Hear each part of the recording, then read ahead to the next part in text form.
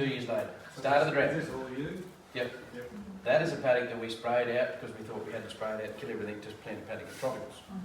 So that's Roundup. That's the neighbour's Roundup paddock. That's a Roundup paddock. That's what happened there. So there's the paddock that we planted dry, and I showed you those really cool photos of, showing up 2 years later. This paddock was the one that didn't get the biological prep on it, but sown after that first rain event, so slightly different. This is a paddock of forage sorghum, and it was 8 foot high. That was the last monoculture crop we ever grew. Yeah. So that was, I showed this to Colin Sice, and he went, "God, send that to me, because this is a factual piece of evidence." Yeah. Liz has actually since sent me another photo, which was another year later, and it was right at the end of the drought, and you could still see dark colour in these paddocks. This is also one down at the front that gave the picture of Jock standing in the. And there's a, we'll get to that. it's a sunflower paddock, so that's another little trial paddock there. These are our sacrifice paddocks, which there's part of it where the feeder was, the photo of the feeder. So it's sort of, you can see that the sacrifice paddock still had a bit there, but we did plant a failed crop in there, so we had some greenery in there, which probably showed up. So that's pretty cool, that. So these are the multi-species coming out of the drought. And we knew that we had to get onto it pretty quick to try and get everything covered back up again on our sacrifice paddocks in as much country as we could.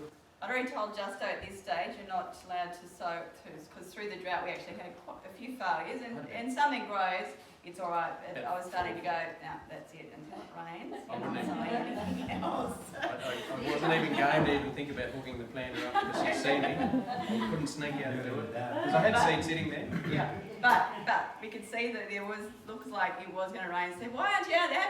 Haven't you gone and sown that paddock yet? You better go and do it. So on he went. So one of the big questions people always ask is about, and you can go and spend $2 a kilo on multi-species mix.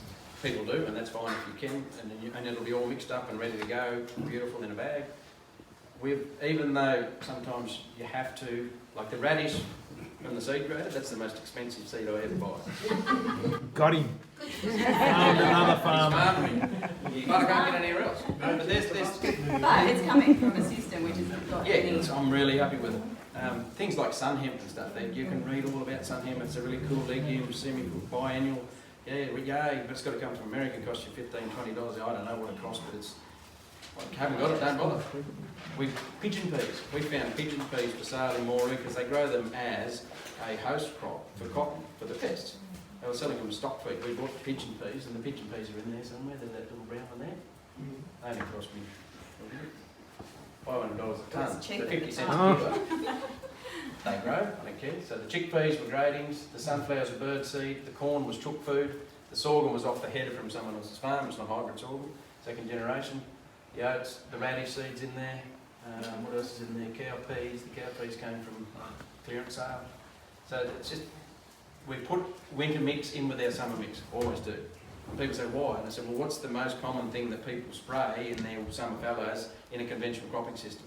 Volunteer wheat, volunteer barley, volunteer. So it grows in the summer. Who cares if it goes this high and gets too hot?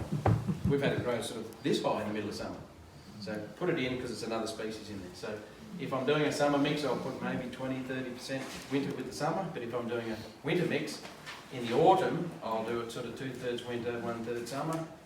And in the middle of winter now, I don't worry about putting any summer stuff in. But funnily enough, sunflowers that are floating around in my seed box because I don't clean it out or whatever, the sunnies will come up this time of year because they're very cold ground temperatures.